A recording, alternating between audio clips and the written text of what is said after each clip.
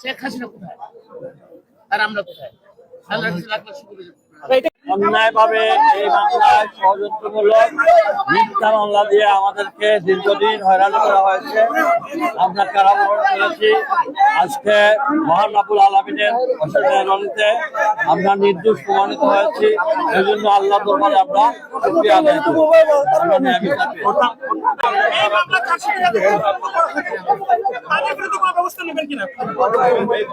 প্রথমত মহান রাব্বুল আলামিন আল্লাহ সুবহানাহু ওয়া তাআলা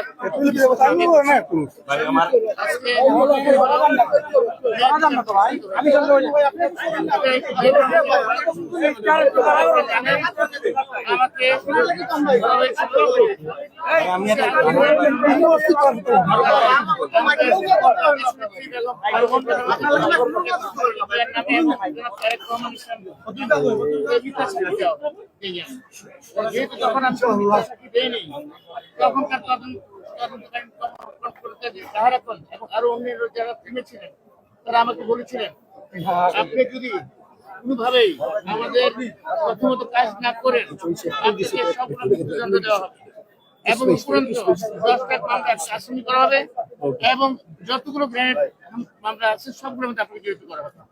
সেটারই ধারাবাহিক ভাবে দেখেন 10টা মামলা আসামি করা হয়েছে এবং এখানে সিলেটের সাথে আমি বা গাঁও আরিফ কেউ জড়িত না, তাদেরকে আমাদের আসামি করা হয়েছে ওই একই কারণে। এবং আমাকে সাথে ওদেরকে জড়াই দিয়েছে এই কারণে আরিফ সাহেব মাননীয় মন্ত্রী এবং মাননীয় দশের মাননীয় হিসেবে জড়াই দিয়েছে যাতে সিলেটের সাথে একটা লিঙ্ক তৈরি করা।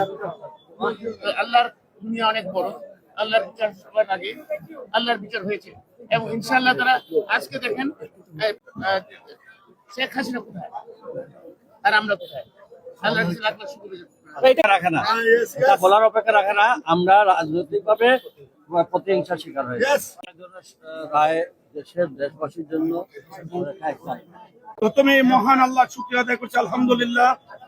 আজকে যে গণতান্ত্রিক সরকার জনগণের ভোট দ্বারা নির্বাচিত হওয়ার পরে আইনের শাসন প্রতিষ্ঠিত হওয়ার কারণে আজকে কোর্ট চাপহীন ভাবে সত্যের ভিত্তিতে সাক্ষী সাবুদের ভিত্তিতে এই মামলাটি নিষ্পত্তি করেছেন এবং সাবেক স্বরাষ্ট্রমন্ত্রী জনাব লুৎফর রহমান বাবর, মাননীয় মন্ত্রী আরিফুল হক চৌধুরী এবং আমি জি কে ঘোষ আজকে আমরা এই কোর্ট থেকে বেকসুর খালাস পেয়েছি।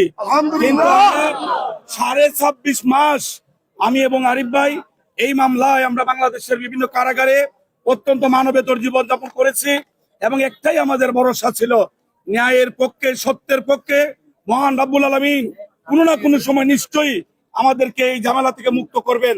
আজকে সেই শুভক্ষণে কোর্ট রায় দিয়েছে, আমরা 3 জনে বেকসুর খালাস পেয়েছি, সেজন্য আল্লাহ শুকরিয়া আদায় করছি। আমরা অনুরোধ করব, রাজনৈতিক কারণে এই সমস্ত প্রতিহিংসার বশবর্তী হয়ে যারা মানুষকে ক্ষতিগ্রস্ত করার চেষ্টা করেন, 2024-এর 5ই আগস্ট আল্লাহ রাব্বুল আলামিন বাংলাদেশের জনগণ দ্বারা তাদেরকে প্রমাণ করে দিয়েছেন চিরদিন কেউ ক্ষমতায় থাকতে পারেনি, কেউ ক্ষমতায় থাকতে পারবে না। ক্ষমতায় থাকার জন্য অহেতুক রাজনৈতিক প্রতিহিংসার বশবর্তী হয়ে মানুষকে কষ্ট দেওয়া সমুচিত নয়। আমাদের প্রিয় নেতা ইলিয়াস আলী আজকে আমাদের মধ্যে নেই, ওনার ভাগ্যে কি ঘটেছে সেটা আমরা জানি না। শুধুমাত্র রাজনৈতিক কারণে ইলিয়াস আলীকে আমাদের মধ্য থেকে সরিয়ে ফেলা হয়েছে। আমরা আল্লাহর কাছে দোয়া করি, আমাদের মতো যত নিগৃহীত মানুষ অত্যন্ত কষ্ট পেয়েছে, আল্লাহ আজকে আমাদের প্রতি যেভাবে দয়া করেছেন, আরো মিথ্যা মামলা আমাদের বিরুদ্ধে রয়েছে, অন্যান্য ভাইদের বিরুদ্ধে রয়েছে, আমরা যেন সকলে ন্যায় বিচার পাই। আল্লাহ যেন সেই ব্যবস্থা প্রশস্ত করে দেন। সবাইকে ধন্যবাদ।